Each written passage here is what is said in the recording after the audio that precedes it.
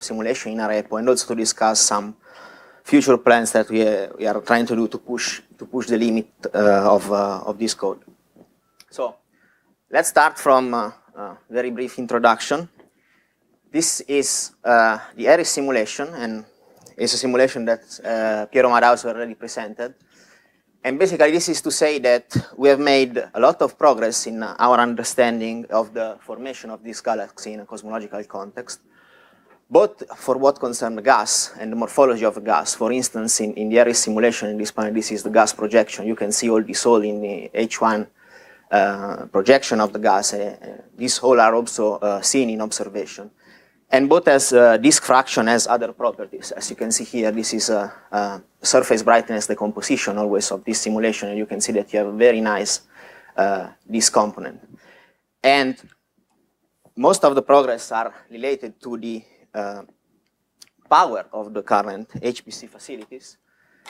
In this plot is meant to show basically the increase in computational power that we have had over the last years.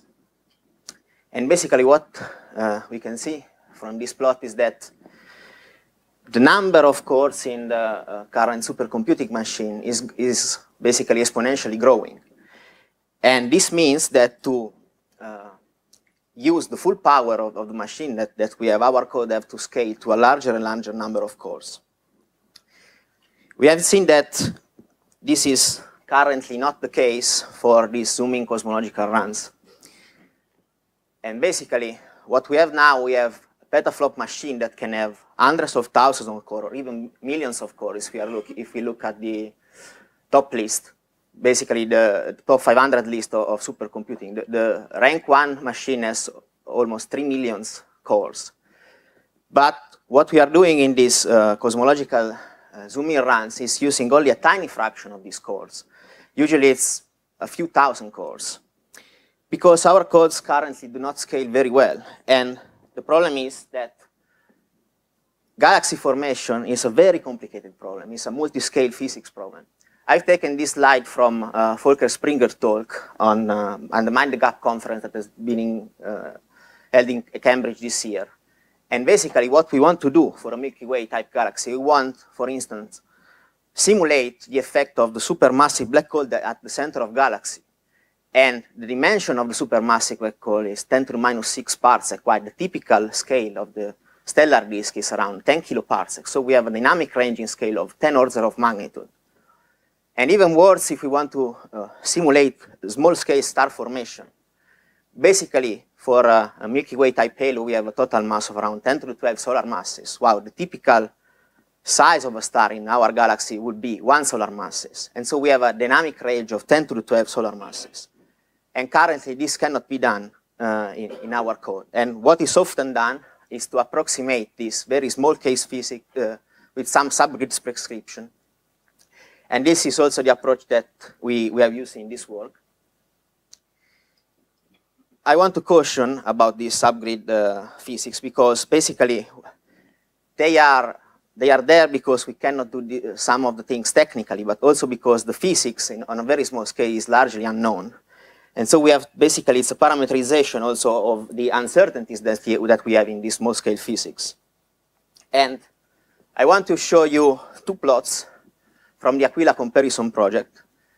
This project basically simulated a Milky Way size halo with the zoom-in technique, with different codes, and also with the same code, but with different prescription for the subscale physics.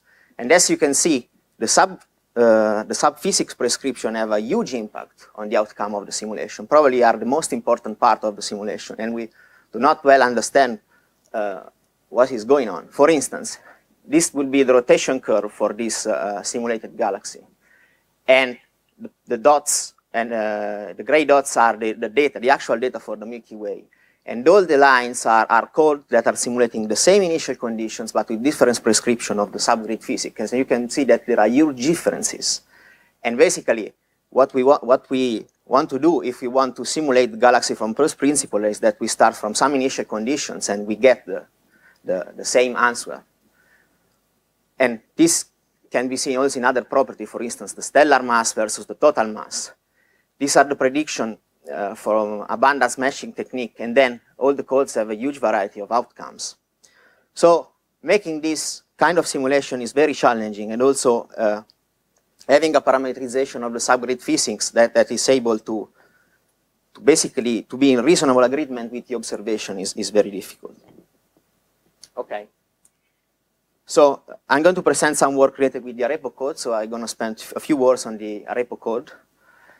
Basically, Arepo code is an hydro code that solves the Euler equation on a unstructured Voronoi mesh. And the peculiarity of this code is that the mesh is allowed to move with the flow. So probably the best thing is to see the code in action. This is a movie of Kelvin-Helmholtz instability. So basically, you have a dense fluid here and a less dense fluid in the blue region, and these two fluids are moving in opposite direction. And if you perturb the interface between the fluid, this configuration is unstable, and basically these billows are growing and mixing the gas. The fact that the grid, you can see that grid is moving along with the code, with the fluid flow. The grid can move has some advantages, which are listed here. Namely, we have much less advection error than in fixed grid code and numerical viscosity. The code is full adaptive. You can also use a refinement scheme to keep the mass within the cell constant, and is by construction Galilean invariant. You can make larger time step for supersonic flow because you basically are removing the bulk motion with the motion of the grid. And the last point, probably someone will disagree with me, but it has a better convergence rate and accuracy with respect to the SPH technique, at least to the standard implementation of the SPH. But it's pretty much like a grid code, except that the grid is allowed to move. For instance, when we have to compute the flux, basically we are solving the Riemann problem at every interface. The trick is to do this in the frame of the cell phase and then project back the solution to the lab frame. But basically, it's a grid code with a moving mesh.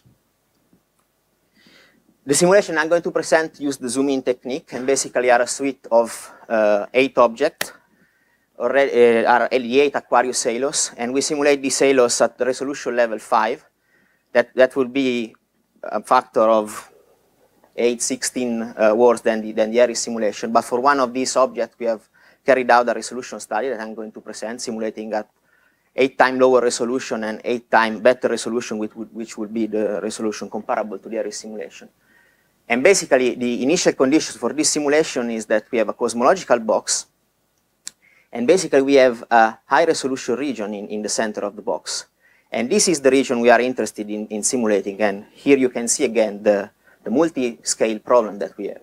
We are interested also in this region, but to have the correct large-scale gravitational field, we have also to evolve all the cosmological box. Of course, we can do this at lower and lower resolution, and this makes possible to concentrate on what is doing this object. So another movie, this will be the last, promise. And it's basically an example of the disk that we get from this simulation. I forgot to mention that, of course, we are able to model the relevant baryonic physics, and we are also doing this in a sub-resolution way. And we have included all this process, so it can be a quite sophisticated treatment of the subgrid physics that lead to making nice, let's say, these galaxies. So what we get in the end is something similar to this. This is one of the halo, and basically you are watching 2 projections of star and gas. The gas will be the color render part. The stars are the dots, and also the stars are color coded according to their photometry. And so basically, blue stars are young stars. Probably I can play this again. And red stars are older and older one. And I would say that our implementation of the subgrid physics taken in conjunction with Arepo makes a reasonably looking disk. Here you have an overview of what the 8 objects look like. And here again, you are seeing stellar projection. Again, the color are related to the photometry of the stars. And basically, what you can see is that the disk-like morphology is present in all of the objects. We will focus on this halo for the resolution study, and this halo was the same halo that was simulated in the Aquila project. This halo is the halo that I shown before, the movie. of course, not all of the objects are perfect disks. For instance, here you can see a strong bar. And here, the halo doesn't make a very big disk. This is a bulge-dominated system. And this is basically because all these halo have different accretion histories, so they are not exactly the same object. So we don't want that with our parameterization of subgrid physics, we basically are overproducing the number of disks. So we can have a more detailed look to the properties of these disks. And the first property that I want to present are the rotation curve of these disks. And we all know that in late type spirals, the rotation curve is approximately flat. This is our H1 observation, very old H1 observation. And by the way, this is one of the evidence that, except from cosmology, that dark matter is there if the ordinary gravity laws hold.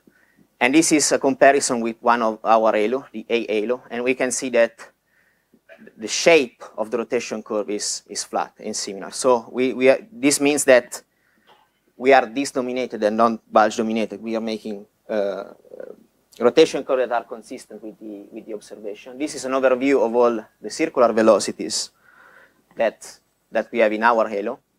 And of course, there is a variety of shape. Almost all of them are quite flat. This is the A halo that I presented before. But for instance, the D halo and the E halo, that are the two halos, the one with the strong bar and the one that didn't form a very nice disk, are peaked, and this peak is reminiscent of a centrally concentrated stellar structure. And all the others, basically, they have a steeply rising curve in the central region. Then the curve reaches a maximum and then either flattens out or is slowly decreasing with the distance.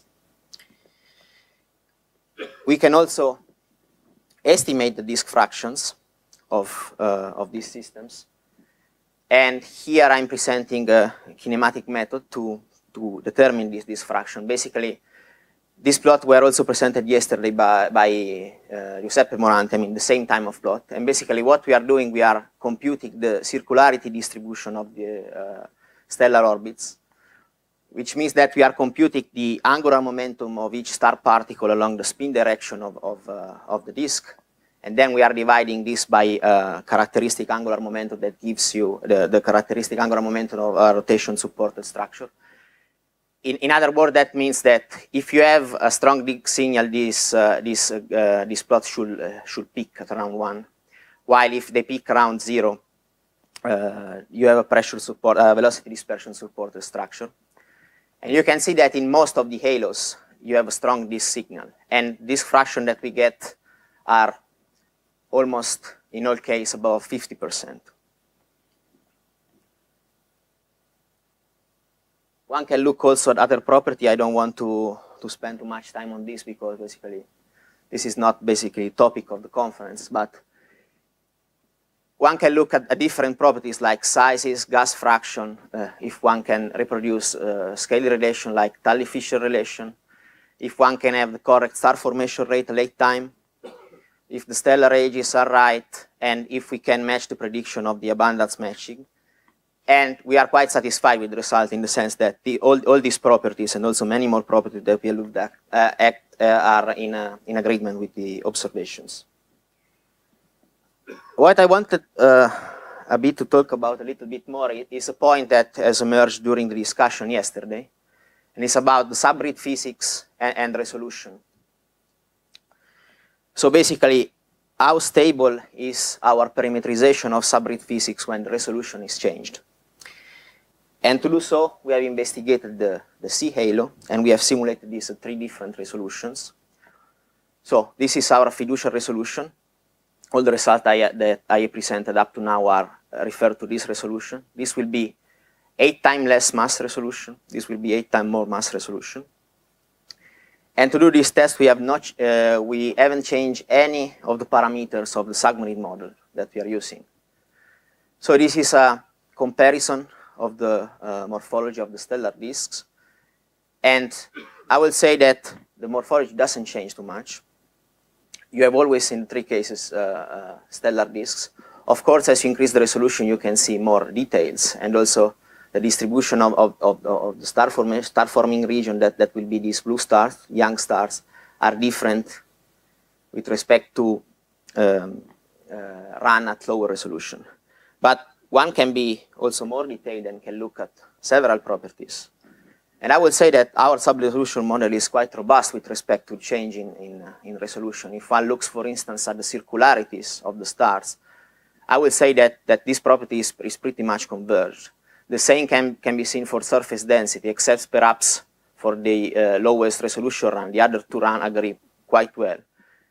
Also here, the size of the galaxies, like the half star mass distribution versus total mass star. This cluster of 3 points, our Earth simulation, so also this property was converged.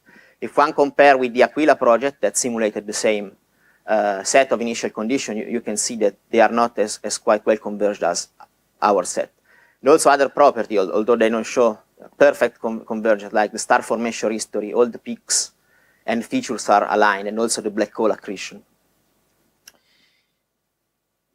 So we have seen that in recent simulation we are quite successful in forming Milky Way type galaxies. But are these simulations the end of the story for galaxy formation? And the answer is obviously not. And here I agree with Piero Madao at least in 2 points.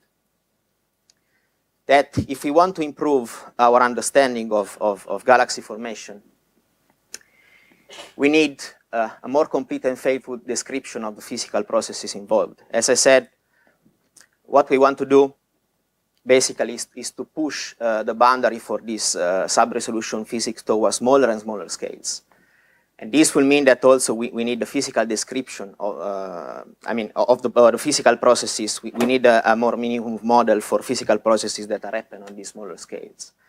But this, however, is possible if only we can make use, better use of both of existing computational power and also the upcoming computational power that will be provided by these new exascale machines. So this is basically what we are trying to do to improve the ability of a repo, both to use, fully use the available computational power and also to increase and have better physics models. For instance, we want to include magnetohydrodynamics on a moving mesh. This module is already available. Actually, we have simulated some of the same galaxy also with the MHD, and these results are upcoming, so stay tuned. We want to model transport process, for instance, thermal conduction. Thermal conduction will be important if we want to have a model of the interstellar medium, and also anisotropic thermal conduction that then will be coupled to the magnetohydrodynamics model. We are also implementing a self-consistent treatment of the radiative transfer, and there is here a student, Andreas Bauer, that has a poster about this result on radiative transfer calculation accelerated with GPU that you can go to see. And then there are other physics that is missing, of course, and this will come with the future. What we are doing right now is trying to have a more realistic treatment of the interstellar medium because we are using the Springer and Erquist model. So basically, we haven't any information on the small scale structure of the star forming gas in our galaxy. We are also trying to improve the scalability, and we are working on different subjects. For instance, we want to have multi-threading in all codes part. I think that the gravity tree is already in the threaded version, and we want to extend this to other code modules. We can have a problem with the binary identity of the code. For instance, when we are trying to do multi-thread calculation of the fluxes. Maybe this is a price to pay for increased scalability. Maybe we can find a scheme that does not give up binary identity. We can make use of hardware accelerators like GPUs and many core support. We are currently working on that. We have also experimented these vector intrinsic instructions like SSE and FVX. We were not quite satisfied with the results, but probably we can do better also on this thing. And in the future, we are also trying to develop more efficient algorithm, like for gravity calculation, for the mass construction. And there can be also other things that we can do that we actually, I don't know. So lights are up. I think that my time is over. So I will leave my summary here and take your questions. Thank you.